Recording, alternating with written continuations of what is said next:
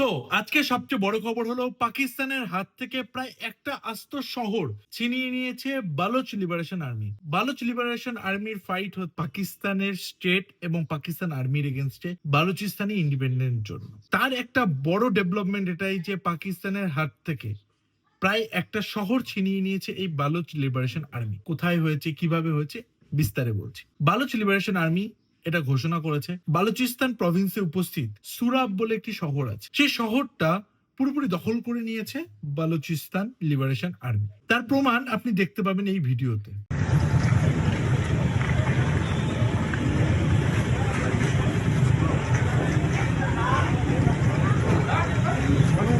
Baloch liberation army এটাও ঘোষণা করেছে যে সুরাব শহরে যত পাকিস্তানের চিহ্ন আছে সব তারা মুছে দেবে। পাকিস্তান এখন কি করছে? পাকিস্তান অবভিয়াসলি একটা প্যানিক মোডে আছে, কারণ পাকিস্তান জানে এটা কত বড় একটা ঘটনা। এক পাকিস্তান আর্মি ইন্ডিয়ার এগেনস্টে কি অবস্থা হয়েছে সবাই দেখেছে। তারপর বালুচ লিবারেশন আর্মি যদি পাকিস্তানের সেই সেনার হাত থেকে একটা শহর ছিনিয়ে নেয়, সেটা পাকিস্তানের সেনা হোক, পাকিস্তান আর্মি হোক, একটা বড় ধাক্কা। ওয়ারের ক্ষেত্রে সবচেয়ে ইম্পর্টেন্ট তাদের হচ্ছে প্রোপাগান্ডা ওয়ার। তো অনেকে এটা লেখা শুরু করেছে যে না, ইন্ডিয়া ব্যাক করছে বালুচিস্তান লিবারেশন আর্মিকে, যে বালুচিস্তানি প্রোটেস্ট হচ্ছে, এসব ফেক নিউজ ছড়াচ্ছে। কিন্তু আপনি এই ভিডিওতে দেখতে পাবেন বালুচিস্তানের লোক বালুচ লিবারেশন আর্মির লোকদের কিভাবে স্বাগত করছে।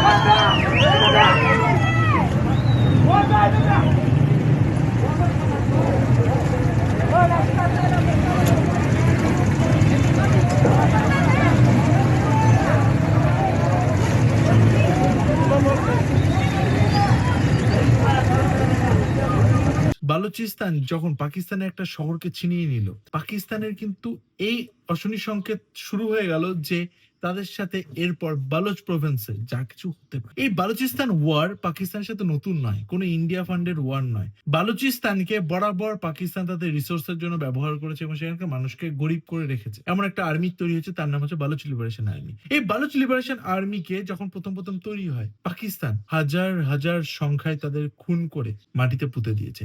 সেটার খবর আমি বলছি না, সেটা বলছে বিবিসি, এবং ইউকের মিনিস্টারও এটা কনফার্ম করেছে যে পাকিস্তান এরকম ভাবে বালুচকে দমন করার চেষ্টা করেছে। ঠিক এটা সেই টেকনিক যে টেকনিকে পাকিস্তান চাইছিল বাংলাদেশে কন্ট্রোলটা রাখতে। পূর্ব পাকিস্তানে পাকিস্তান বন্দুকের জোরে সেই মানুষগুলোকে গোলাম বানিয়ে রেখেছিল, যেখানে তাদের অধিকার ছিল একটা দেশের নাগরিক হিসাবে থাকার। সেটা পাকিস্তান করেনি, তাদের গোলাম করে রেখেছিল পূর্ব পাকিস্তানকে। বালুচিস্তানেও সেম অবস্থা। বালুচিস্তানে দীর্ঘ একটা লড়াই চলছে, যেখানে বালুচ লিবারেশন আর্মি চাইছে পাকিস্তানের থেকে তারা স্বাধীন হতে, এবং তারা চাইছে যে তাদের অধিকারের জন্য তারা যাতে নিজের দেশটাকে সামলাতে পারে। কারণ পাকিস্তান এসে তাদের কাছ থেকে যা সুবিধা সব তুলে নিয়ে যাবে, দেন তাদের জন্য ভাবনার কি আছে। তো এবার সিচুয়েশন এতটা কঠিন হয়ে দাঁড়িয়েছে, তো পাকিস্তানেরও এটা চিন্তার বিষয় যে তারা বালুচিস্তানকে ধরে রাখতে পারবে কিনা তারা শিওর নয়। আশা করা যাচ্ছে এই বিষয়ে আরো ডেভেলপমেন্ট রিসেন্টলি হবে, কারণ বালুচ প্রভিন্স এখন প্রচন্ড উত্তপ্ত হয়ে আছে। বালুচ প্রভিন্সের লোকরা বালুচ লিবারেশন আর্মিকে পুরোদমে সাপোর্ট করে যাচ্ছে। পাকিস্তান এই বালুচ লিবারেশন আর্মি সাকসেসটাকে আটকাতে পারবে কিনা, কারণ এই প্রভিন্সটা দখল করার পর Baloch liberation army clearly notify করেছে আমাদের লড়াই ততদিন থামবে না যতদিন আমরা পাকিস্তান থেকে বালুচিস্তানকে মুক্ত করব।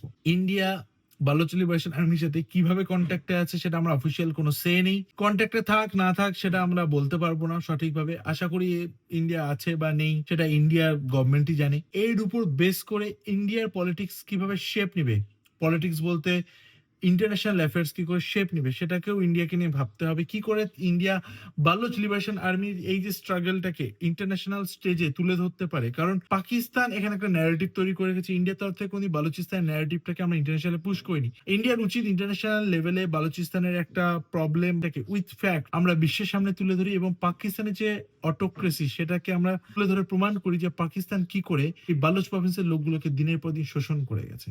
ইন্ডিয়ার এখানে কি স্টেপ থাকছে এটাও দেখার থাকবে। আজকে এই পর্যন্তই, দেখা হবে আপনাদের সাথে নেক্সট ভিডিওতে।